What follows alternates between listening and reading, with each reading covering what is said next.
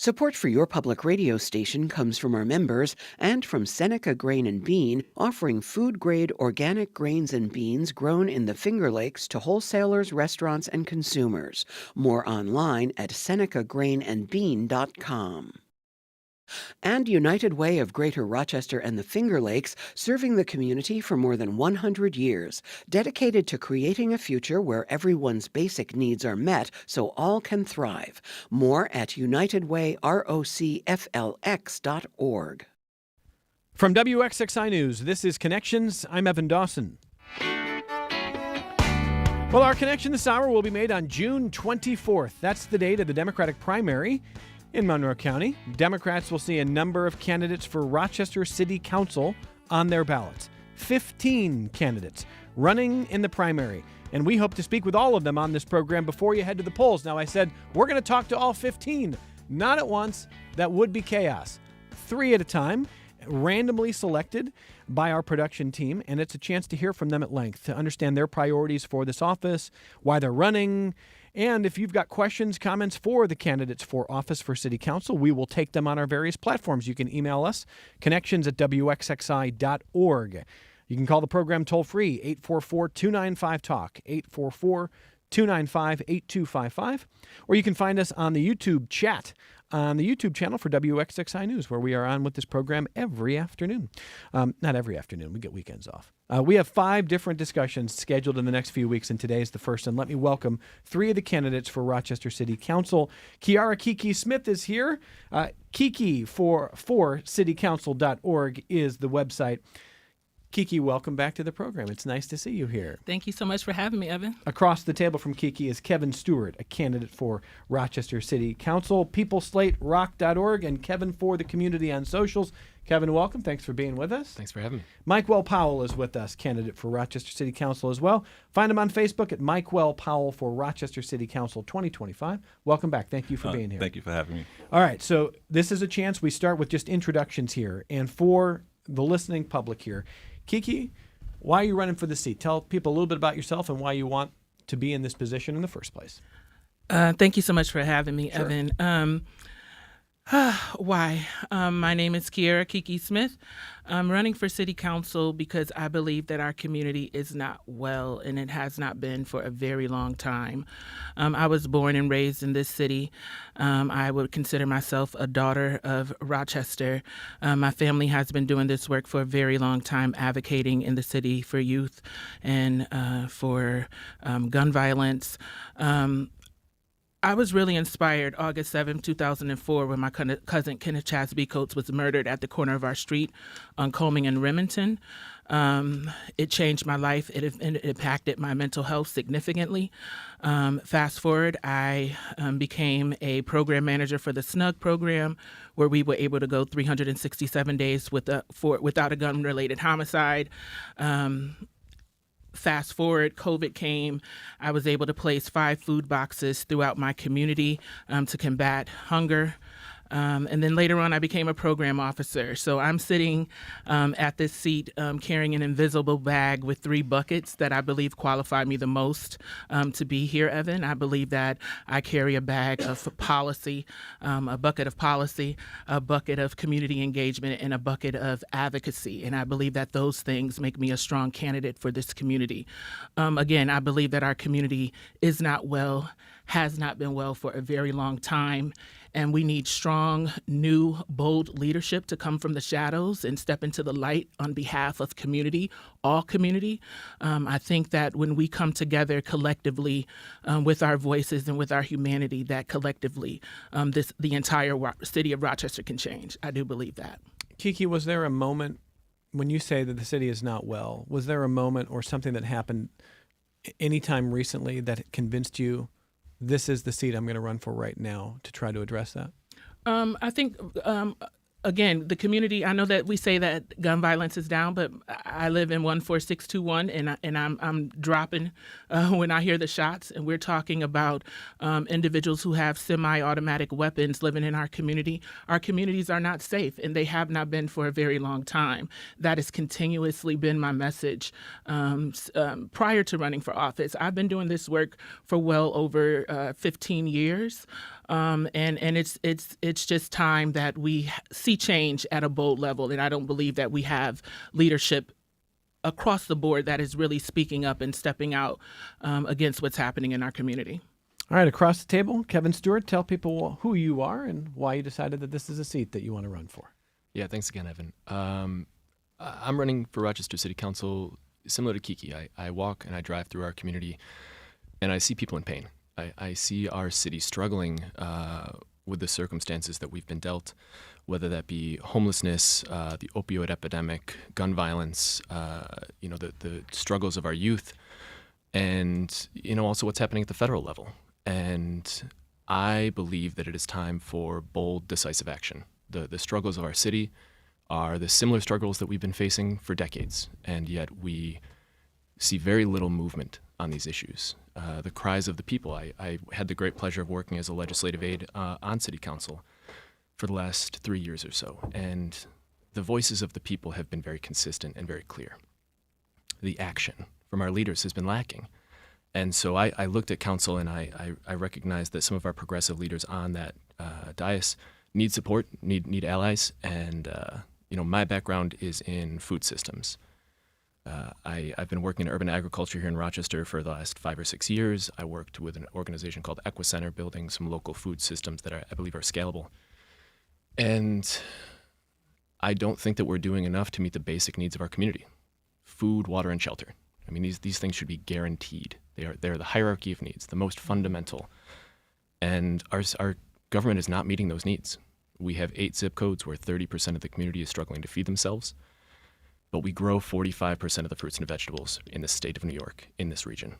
We have no excuse for hungry people, especially hungry children in this city. And the housing crisis is very real. It's something that we all talk about, we all acknowledge, and our leaders talk about on the campaign trail. But I look at our city budget, which I'm sure we'll get into a little bit later, and out of a $680 million budget, housing is less than $1 million. So I just don't think that we're doing enough. I don't think we're listening to our community in the ways that we need to. And, I'm a third-generation Christmas tree farmer. I grew up digging holes. I worked for 15 years in the restaurant industry. I'm built to work. And our commitment as the People Slate is not to come in and to fix everything and to be the saviors. It's to listen and go to work, and I'm looking forward to doing that. Was there a moment for you that tipped the scales for you that said now's the time to run for this seat? I think something that was formative was I had a really brief run back in 21. I withdrew from the race. There were some technicalities that forced me to rescind my candidacy. But, rather than backing away, it was, how do I help? How do I stay involved? And so I served as a campaign manager for a council member and then worked as a legislative aide. And, I think it was watching problems not get fixed. I mean, I would love to be out working in a field. I would love to. My heart is in nature. It's in growing food for people. That's what I would love to be doing. But I think that we have needs that are not being met. And I was raised to, we have this, there's a saying, I think, that, you see something, say something. Mm-hmm. I was raised, you see something, you do something. And I think that's why I'm here. Mike Wall-Powell, want to introduce or reintroduce yourself and talk about why you're running? Yes, absolutely. Again, thank you so much for having me. My name is Mike Wall-Powell. I'm a licensed master social worker, a New York State certified drug and alcohol counselor, the executive director of the Reentry and Community Development Center, is a nonprofit that I started on North Street. I've been there for 8 years working with people that's coming home from jail or prison and also struggling with substance use disorders. I'm running because I believe that Rochester has a lot of potential. But if you look at the leadership that we have now in the course of the direction of Rochester, we're not maximizing that potential that we do have. One of the things that's indicative of that is downtown Rochester. Downtown Rochester in the late 80s and 90s was a booming business district. And now I feel like our elected officials have allowed our downtown to become a residential neighborhood. There's no other city, small, mid-sized, or large, where their downtown is predominantly a residential neighborhood instead of a booming business district. So one of the things that I would want to do on city council is make sure that our downtown is thriving for businesses.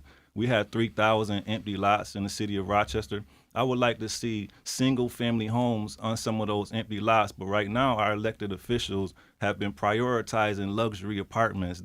They hold some of this land and wait for a large developer to come in and build units of apartments instead of single-family homes. So that's one of the things I would like to advocate for. And as a drug and alcohol counselor as well, I've been a drug and alcohol counselor for over a decade, and the opioid epidemic is doing a number on our city streets. If you look at North Clinton Avenue, Joseph, Monroe Avenue, Lyle Avenue, these places is being inundated with the drug epidemic, and there's no elected official even talking about solutions for how do we improve the quality of life by addressing the behavioral health issues on our city streets. And as a counselor and a social worker, I believe that I'm well qualified. A lot of my colleagues too have backgrounds, like Kiki has backgrounds, been doing this work. But I believe that I'm one of the ones I'm looking for one of the 5 seats. And I believe that my background will allow my expertise to affect legislation, decision making, looking at the budget to see where can we spend some dollars to address some of the issues that we do have. And Michael, for you, was there a moment or something that triggered this particular campaign this time around? Yes, absolutely. I come from a neighborhood called Scio Street. It's been one of the historically marginalized, disadvantaged neighborhoods, neglected neighborhoods in decades. In 40 years, I have never seen a new development in my community where I come from. So back in 2021, I started a movement called the Scio Street Homes and Business Development Project. And I was asking the city of Rochester to invest $5 to $7 million into our neighborhood before they fill in the inner loop. That's on homes, businesses, aesthetics, making the neighborhood look beautiful. And my biggest barrier was getting through elected officials.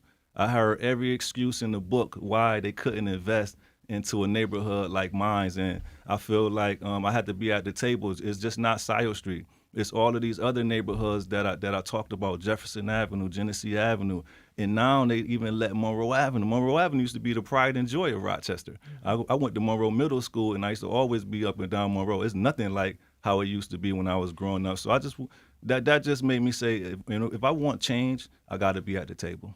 All right, so for the candidates who are with us, again, 3 of the 15 candidates with us today, we've got 5 conversations planned with the candidates in the days to come for Rochester City Council. I'll start with Mike Well, and we'll go back across the table, and I'll ask all of you. One of the big issues facing the city right now and its leaders is the response to the new presidential administration, questions about immigration.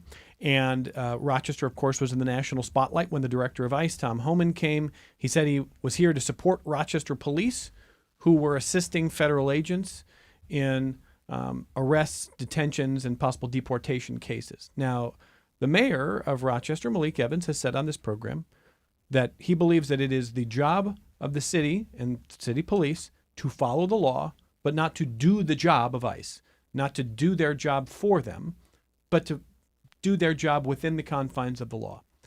You think the city has handled that situation appropriately? Would you have met with Tom Homan? What message would you have wanted to send? I'll start with Mike Well. I definitely would not have met with Tom Homan. I don't think that the city, and this is my personal opinion, handled the situation appropriately. I think that because it's election time, you do have some elected officials, and probably the mayor included, that used it as an opportunity to get media attention for themselves and for their campaign. I probably would have preferred to be a little more strategic with that situation. You could have met with police officers separately and then retrained them on how to manage that process next time. You could have went to agencies that's working directly with our refugee population and asked them what kind of support they need without making it a media spectacle. Because what you did was you just put on the spotlight, national spotlight on Rochester, and we are a sanctuary city. So we want to uphold that. We want to uphold those laws for sure. But we just want to make sure that we're strategic and you can potentially be doing more harm than good by trying to get the spotlight on it. You can be doing more harm to people. And Trump has already said now he's going to be targeting sanctuary cities. And that's the exact thing. And as a social worker, you look for unintended consequences. If you do this, what will be the result? So instead of going directly to the media and making a big thing out of it, you could have went to the police officers themselves and had that conversation. You could have went and provided resources and did stuff like that behind the scenes. And I just think that it was an opportunity for a political stunt. To Mike Well's point, the Trump administration is suing the city of Rochester, trying to officially strip the city of its sanctuary city status on the grounds that, according to the federal lawsuit to the complaint, that Rochester leadership has shown a lack of support for police and for federal agents and is not deserving of the status here. Kevin, you have an interesting expression on your face there. I'll let you. Yeah, jump in. my smirk is sort of to the Rochester not supporting police enough. Again, looking at the budget, I see $115 million. That's a lot of support. Is it too much? I think that considering the fact that we're only spending $900,000 on housing, I think so. I think that I try not to view the world as a zero-sum game. Budgets usually are. Budgets, there's a finite amount of resources. And, for example, there's a community relations line within RPD. Just their community relations line was increased this year to $12 million. It's almost doubled in the last 5 years. So when I think about allocation of resources, I think that's always something that comes to mind is we're spending less than $1 million on housing and $12 million on community relations. So, but when it comes to the immigration question, I think that we're talking about protecting some of the most vulnerable people in our community. These are our neighbors. And, I watched that video of the incident on Lyle Avenue, and, it was horrific. It was truly tragic. And, you see a man clutching his brother from behind and weeping, because my reading of this, I have two brothers. I can't imagine a world where I might in an instant never see my brother again. And I don't think there's anything that the city can do that would be enough or too much to stop that from happening. And I think that to the nuts and bolts of it, our sanctuary city status, my understanding of the Constitution is squarely protected under the 10th Amendment. And I think we need to be stronger. I think we need to be bolder about that. And I think that we should pass the ordinance that's been proposed on council. I know that there's an article that's been published by WXXI by Gino Finelli. I look forward to discussing that. But the conflict that exists between that ordinance is a result of a contract that we signed. And I don't think that we should have signed a contract that was in conflict with the city charter, which I think it is. Okay. Kiara Smith, Kiki, you want to respond on the question of immigration and how the city has handled it so far? Yeah, I'm in agreement with both Mike Well and Kevin. I don't think that they've said anything that I would not say, but I will add that I think that it's our responsibility to both show up in name and in deed as it pertains to our immigration population. No mother should be ripped away from their family. No father should be ripped away from their family. No child should be separated from their family. And so I think just and being the humanity of it all. When I'm watching online and I'm seeing families being torn apart and being shipped to God knows where, and then people not being able to contact their family members, has to be the most heartbreaking thing that you can ever see on television. Babies being separated from their moms and their dads. So yes, I believe that it is our job in name and deed to uphold what it means to be a sanctuary city, and that it is our duty to protect the most vulnerable in our community. Okay. Would you have met with Tom Homan when he came to Rochester?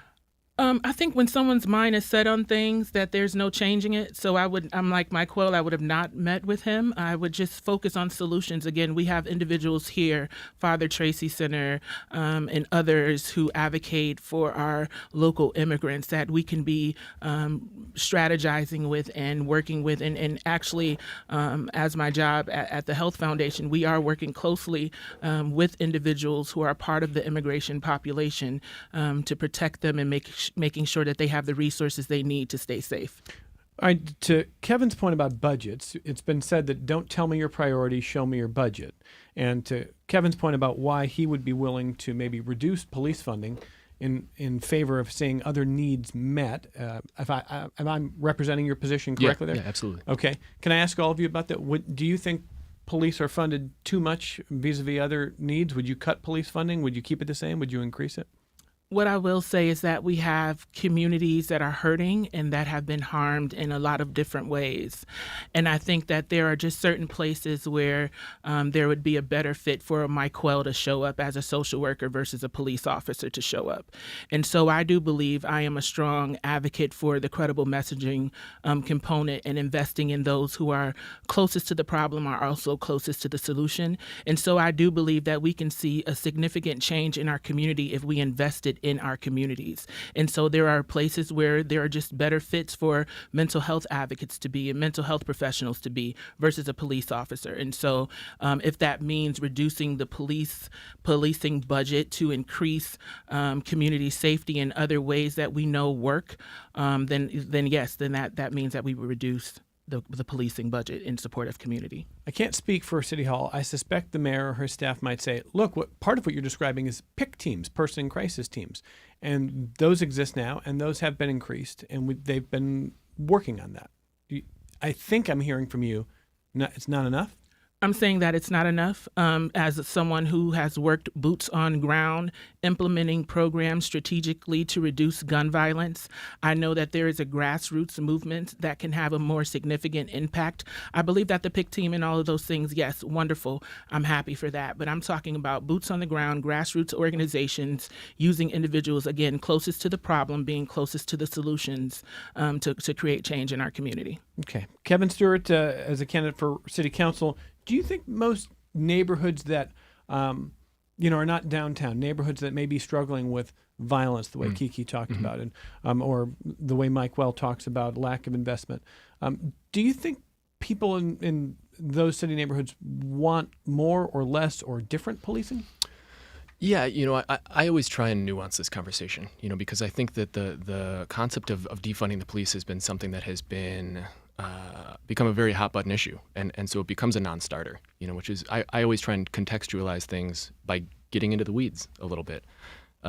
Which is why I look at that community relations line, right? That $12 million we're spending on community relations. I think overtime is another example, and when I think overtime, I think special events. Special events per the contract are mandated overtime, which means crossing guards at the Lilac Festival. Anytime there's an event at Blue Cross Arena and we see, half a dozen or a dozen officers there, they're making overtime. It's somewhere in the ballpark of $75 an hour plus for crossing guards. And so I think those, if we talk about those details, those nuances, I think that is something that we have to ask why those resources are going there instead of into these communities that are hurting. Because when I think of what actually keeps us safe, right, preventing crime, not addressing it after the fact, preventing crime, I think of those basic needs. I think of food, water, and shelter. And I can't, I'm not a father. I hope to be someday, but, I can't think of a single thing I wouldn't do to put food on my family's table or keep a roof over their head. And the number of people in Rochester that are struggling to do that is inexcusable. And, we also have library services down for the second year in a row. We have services for rec and youth services down 32% this year. We have rec centers down 22% this year. We have youth services down 12% this year. When I see these numbers going down and I see that community relations budget doubling in the last couple of years, these numbers don't make sense to me. And I think that if we engage with the community in an authentic way and we discuss these details, I think it becomes a much less controversial issue, at least I hope. To your point about overtime, the mayor has talked about roughly 100 unfilled positions that he still wants to address and is working to address and fill. Could overtime be solved by hiring more officers so you have more to work with, and that could affect that budget? I think potentially, but I also push back on that narrative a little bit with all due respect to the mayor, because if I were in a staffing shortage, the first thing I would do was cut non-essential services. And I think that most people are capable of crossing the street, to the Blue Cross Arena by themselves. I don't think that is a essential service that they're providing. We could be putting metal barriers up. We could be hiring retirees. We could be hiring, all sorts of people to do that job just as well for much less money. And I haven't been to the East Ave Wegmans recently where I didn't see an RPD officer out front. So when I see these things and then I hear that there's a staffing shortage, I kind of scratch my head a little bit because I don't see it when I walk and I drive through this city. Mike Well, what do you think we should do with the police budget in the city of Rochester? I definitely want to validate Kiki and Kevin thoughts around it too.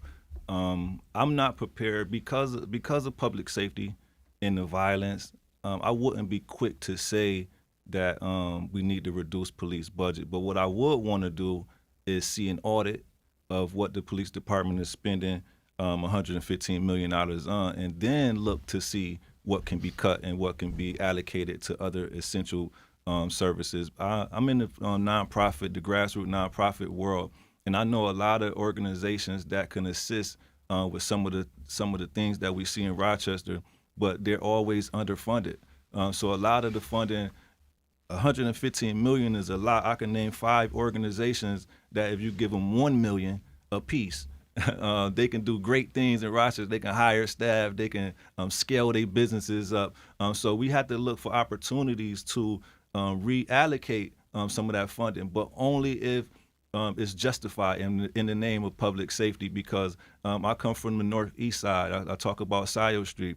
And the police is already underfunded. So if they're getting $115 million and they underfunded, cutting resources will put them in another little higher spot. And these communities that we come from, some people come from communities to where they don't need the police.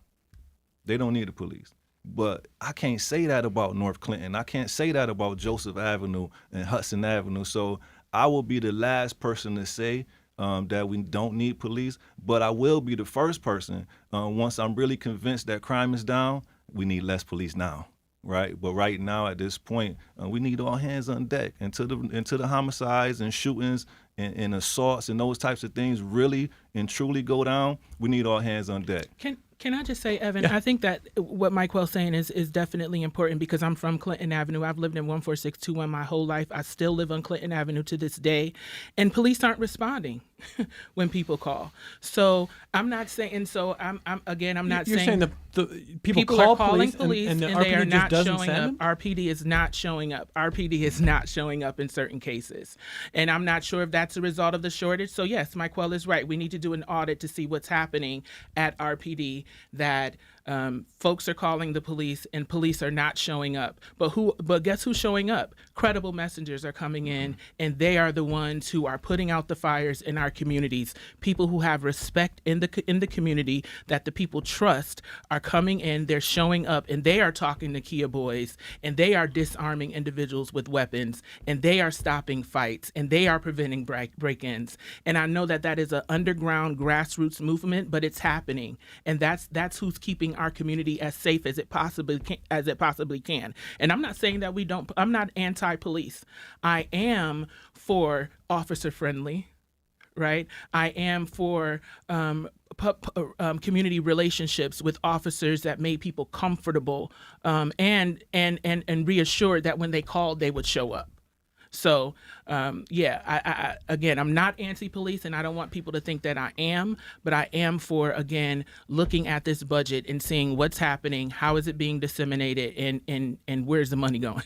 Again, I can't speak for Chief Smith, but with your concern and the allegation that RPD is not sending officers to North Clinton for calls, it's a pretty serious claim. Have you talked to the chief? Have you reached out to police? No, I haven't. No? And this is just something that I've been, little folks will tell me, Kiki, I've called the police and they didn't show up. Mm-hmm. And it's the next, I'm like, 2 days ago, I remember you called the police and again, I live in a safer part of 14621 Clinton, right? It's not where I grew up at. It's not where I was 5 years ago. But if I call the police, I'm sure that they would probably show up in my neighborhood or in the Ace/Emma Beechwood neighborhood. If they called the police, I'm sure that they would show up differently. I think what we need to do is we really need to have conversations between the police and community so that people can hear the concerns, see where the discrepancies are, and then come up with a strategic way that we can work collectively together to keep my neighborhood and neighborhoods that look like mine safe. We still got to talk PAB, housing, opioids, jobs. We got a lot to do. So just briefly on PAB, I think it's been well covered. Listeners are probably aware that the PAB in state Supreme Court lost a case. The city has appealed. That's going to take some time. But the state Supreme Court ruling strips the PAB of investigatory power, not just disciplinary power, investigatory power. PAB passes in 2019 with 75% margin, 3-1. Rochester voters wanted a PAB. But now it may not be able to do a lot of what voters might have envisioned. And the question before council is, do you keep a $3.6 million budget? Does it have to be scaled back? Kiki, where are you on that? Oh wow, you would go to me first, Evan. I'm trying to keep it random. Yeah, I hear you. I'm a strong supporter of the Police Accountability Board. Again, like you said, the community wanted it, our residents wanted it, we needed it, and that's why we voted to have it. I'm lost for words at the ruling over this issue, but what I will say is that we need to be working collectively with the PAB to see where the gaps are and how we can support now, knowing this new ruling. And that may mean looking at the budget in a different way. I'm actually, I'm really, again, lost for words that this happened, but I am looking to talk to others strategically around how do we continue to support the PAB with knowing this new ruling. Okay, Kevin? Yeah, in full disclosure, I work for the Police Accountability Board, so I am certainly a biased party in this. I too was sort of struck by this ruling, and I know it is being appealed by unanimously, a supported appeal from all city council and the mayor's administration, which I'm grateful for, and I think the community at large is as well. When 75% of the community demands something, I expect our leaders to bend over backwards to make it happen. I don't know that I have seen that level of support historically for this institution. And certainly there are still, losing individual investigatory power is a loss, to this community, because they wanted it for a reason, right? There was a recognition that there was something wrong with the way that police were behaving in Rochester. But policy and oversight is still a really useful tool. The PAB has put out a number of policy and oversight investigations, including the juvenile use of force, where they looked at 338 uses of force against minors in this city over an 18-month period. What our P&O department found is that the average age of the child in those instances was 14 and a half years old. 76% of them, I believe, were boys, and 78% of them were black. And so this, I believe, is still essential work, and answers that we need to see the light of day. So policy and oversight, I do think, is still a vital tool that the PAB does possess. Folks can still file reports. You can still make recommendations for policy and oversight investigations or analysis. But we need the community support, and we need the support of our elected officials as well. Okay, Mike Powell? Everybody know that I served as one of the first 9 founding members of the Police Accountability Board, and I was grateful to have the opportunity to do that work.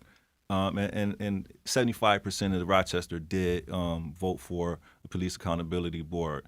The only thing is that initially it was for 5 pillars. And investigative power, disciplinary power was 2 of those 5 pillars. And I was on the board when they removed the disciplinary power. They did that early. So yes, we need police accountability. So we have to figure out how we can support the Police Accountability Board in doing the work that they can do. I just think that the Police Accountability Board is in a position now to where they got to go to the community and tell them what can they do, just like Kevin was saying, some of the things, and then garner that support again. And I know that when they started doing the work, they had ramped up a lot of staff. I think they hired like 55 staffs at one time. They ramped up on staffing. So do they need all of those positions? I'm not sure. I don't know. But I just think that the Police Accountability Board and its executive director have to go back to the community and let the community know why it's still important to do this work, why it's still important to support this work. And I'm always, once on city council, I'm always going to be an advocate of the Police Accountability Board. But again, we just can't have it ramped up so big just to have it and just to support it. It has to make sense. And in order for it to make sense for me, the Police Accountability Board have to tell me why it still makes sense, and I'll always support it. Okay, brief follow up there. Go ahead. Yeah, I mean, first I want to agree. I think that community engagement is essential, and I also want to be clear. I'm representing my personal beliefs and not the positions of the Police Accountability Board during this conversation.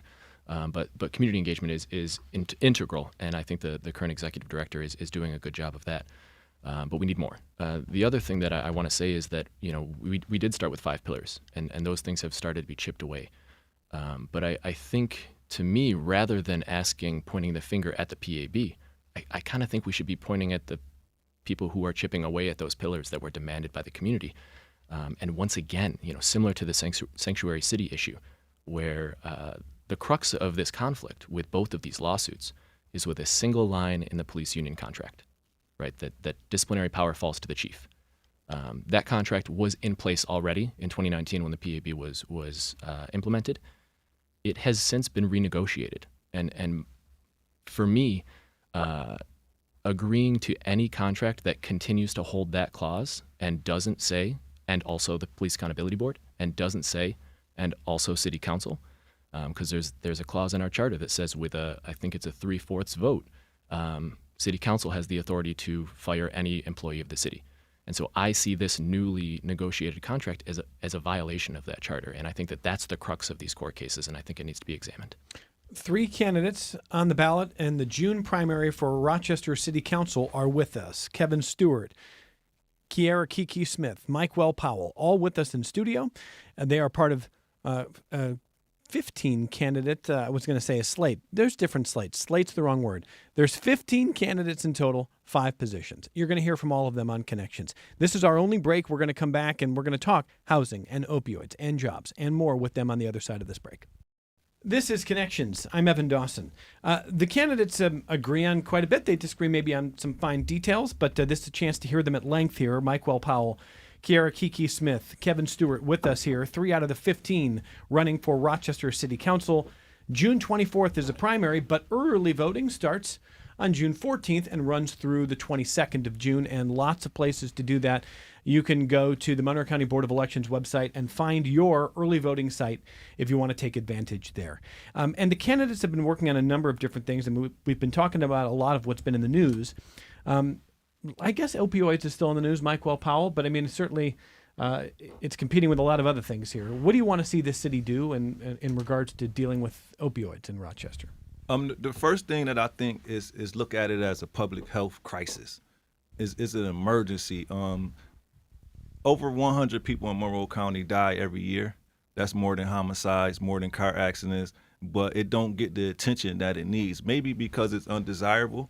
It's undesirable to talk about. It's undesirable to work with that population. I work at a methadone clinic right now, so a lot of people that's struggling with the opioid epidemic, they're on my caseload right now. So it hits a little more harder for me. And then when I'm riding through neighborhoods, and I don't like to pick on Lyle Avenue, I don't like to pick on North Clinton, but it looks like a war zone sometimes. Sometimes when you're seeing that population outside and doing the things that they have to do to survive with a drug addiction, it terrorizes the neighborhood. And I would like to see more resources that go towards the opioid epidemic. Maybe we should get some social workers. Maybe that we should have people that's available to do assessments with people right there on the spot on North Clinton. People can do assessments and see what kind of help they need. If a person might need inpatient or detox, we can have somebody that can take them directly from where they at to there. There's no organizations in these neighborhoods to where opioid epidemic is affecting people the most. So we have to figure out how do we centralize or provide access for people that has this drug addiction or mental health crisis as well too. But I just think that it has to be a part of the budget. I'm not sure, I didn't get a chance to review the budget, but I don't know if the opioid epidemic, if it's even some dollars that's towards addressing that. So those are some of the things that I would do on city council. Is I would make sure that our citizens that's struggling the most, they need a voice, and I think that I'll be able to be that voice. Okay. Kevin, how do you see the city's responsibility and the current work being done on opioids? I think we need more. And I agree with Mike Well. I think this is a public health crisis, and like with most things, it's a matter of intersectionality, because I think that housing security, and eviction rates and then homelessness rates directly correlate to this problem that we're seeing, and as do our other basic needs. Food, water, and shelter is always where I will go back to. But I've walked, North Clinton, Monroe, Lyle, handing out food. And supporting some of the wonderful organizations that are doing this work on the ground, picking up needles, and so I see the lack of these basic needs, like the true hunger People are grabbing a sandwich and it's the first meal they've had in 36 hours. And it also relates to our immigration crisis, right? That some of the folks that are also immigrants or have vulnerable status are afraid to go and get food, and so are just locking themselves in their homes and hiding. But I think that expanding these programs is essential. I think that the ambassador program, I've been critical of the budget, but to be fair, I think the ambassador program that we have in all 4 quadrants is an incredible program, and I believe it was renewed in this budget. It's wonderful. They pay people in cash who are homeless or at risk of homelessness, could be struggling actively with addiction. They give them jobs, and guidance and support.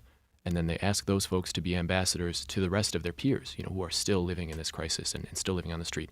And it's effective, and I just think we need to do more of this. We need to invest more in programs like this. And I think that we also have to really look hard and create a opioid prevention center in Rochester. It's a controversial issue, but the research is really quite clear. These things work. Supervised use? I'm open to it. I mean, I think that the research that I have seen, unless someone can provide me with different research, is effective. And I think that there's a stigma that exists with these things. But my priority is not stigma. It's helping people get well. And I think that we shouldn't choose stigma and taboo over the lives of our neighbors. We'll get to Shirley and Jacob on the phone in just a second. Kiki, on the subject of opioids, what should be done? I don't think I'll say anything different than either Michael or Kevin. I live on Clinton Avenue, and they refer to it as the gateway to the Heron district in that space. I was really anti initially because I had some feelings around what I was seeing happening in my neighborhood. But I got to work with, I met a person, Gary Harding, shout out to Gary Harding, who taught me a lot around just seeing the humanity of individuals who are, for me, it was the open usage. We have children who are coming home from school, getting off buses, witnessing individuals inject themselves, walking over needles as if they're cigarette butts. And I'm like, this does not take place in Pittsford. This is not happening in Irondequoit or Greece or Gates. And so I was angry because I wanted to know, why is my community plagued with this epidemic? But I've since learned and met and talked to some of those individuals, and I find myself bringing them food on Saturdays and Sundays if I can, and just recognizing the humanity of it all. I am for getting a better understanding of what safe usage sites looks like, because I'd rather they be there than on the corner of Clinton and Avenue D injecting themselves, and my nieces and nephews have to witness that. But I think that we need more education and awareness, which is, again, one of the reasons why I am investing and in my work experience in bringing forth education and awareness to our community, so that Black and brown individuals and individuals from all areas of life I see coming on Clinton Avenue purchasing and using drugs, you would be surprised. And so we need a strategic way that is inclusive of all individuals who have been and are impacted by the epidemic. All right, let me just take a couple calls. This last 10 minutes are going to fly, so let's just keep it moving. Shirley in Rochester. Hi, Shirley. Go ahead. Is that Shirley? Let me see that again. There, it's Shirley. That was a user error. I've only hosted the show 11 years. Go ahead, Shirley.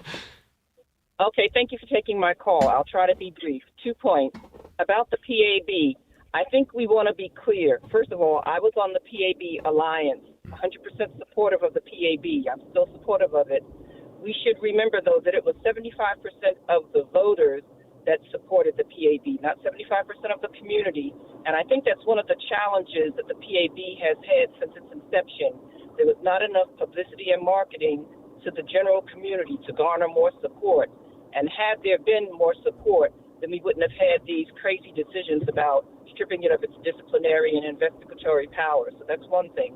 And then in terms of an opioid center, just like when we got the Narcan, after more white folks and suburbanites begin to be affected by the opioid crisis, then we'll be more serious in this community about an opioid center. But as long as it affects, or as long as people perceive it affecting folks in the city and Black and brown folks, it's not going to happen. Thank you very much. Thank you, Shirley. Opioids is a problem everywhere. We do know that to be true. I appreciate the phone calls. Anybody want to jump in on any of those points there before we grab the next one here?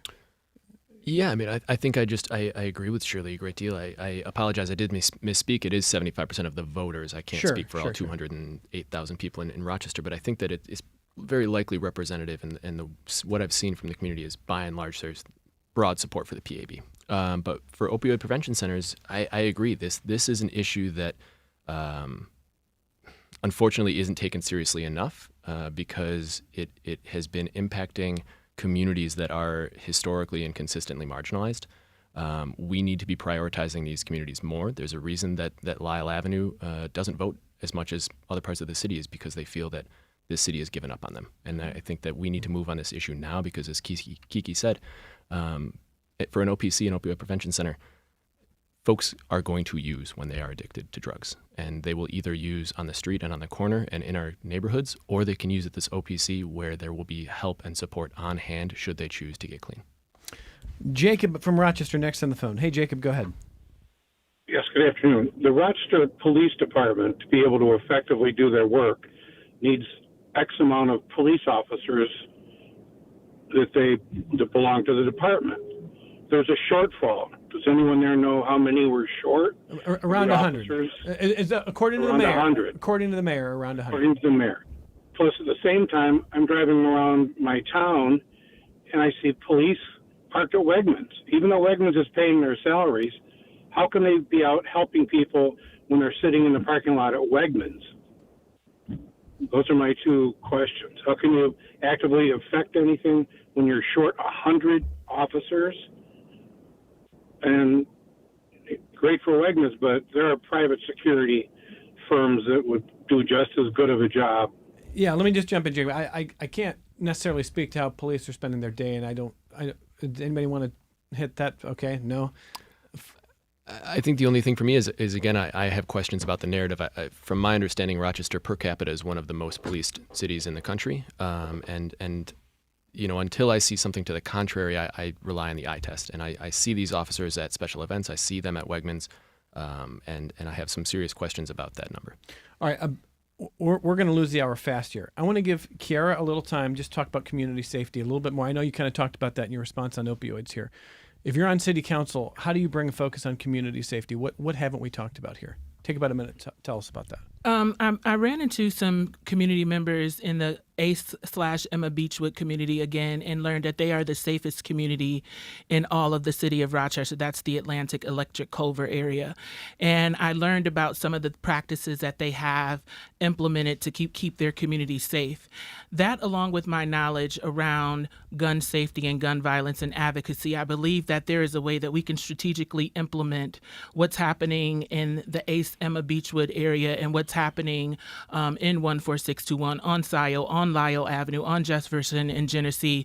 Again, using credible messengers, investing in individuals who are closest to the problem are always closest to the solution, Evan, and I'm always going to stick on that. So I believe that there's an opportunity to listen and learn from these neighbors who are doing it the right way and collectively coming up with a strategic plan that can keep all of us safe and that can give all of us, again, I believe that we should have access to barrier-free mental health. We haven't talked about that, but I said earlier that our community is not well, and I believe that one of the solutions, again, is collectively bringing in these practices that would help keep our community safer and make us well.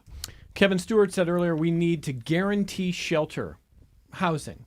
Take about a minute. Tell people how you're going to do that.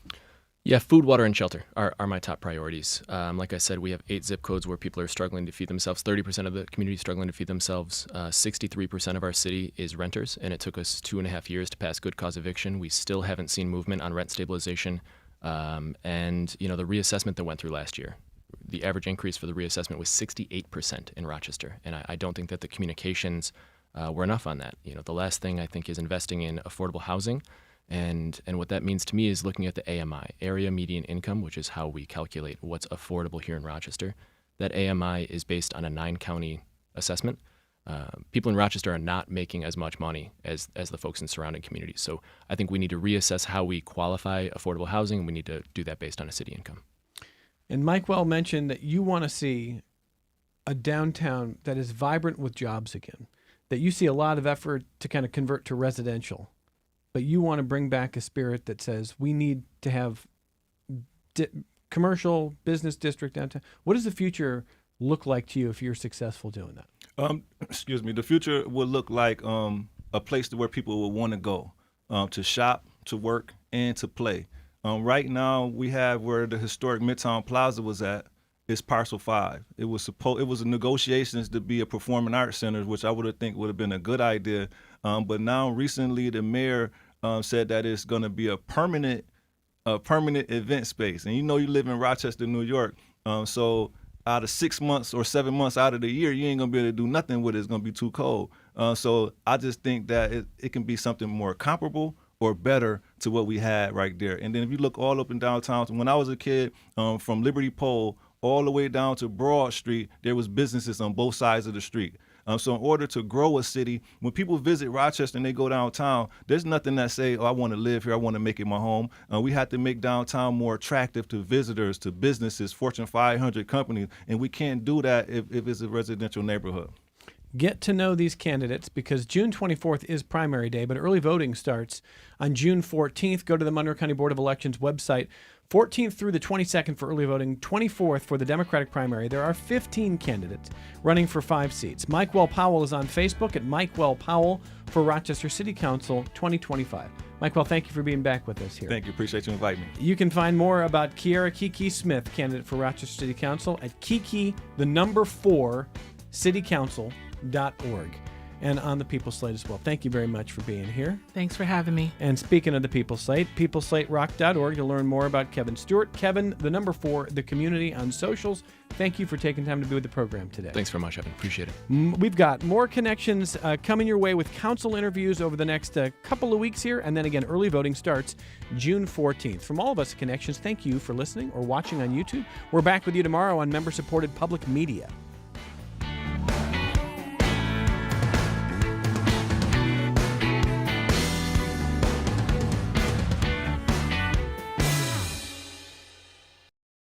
This program is a production of WXXI Public Radio. The views expressed do not necessarily represent those of this station, its staff, management, or underwriters. The broadcast is meant for the private use of our audience. Any rebroadcast or use in another medium without expressed written consent of WXXI is strictly prohibited.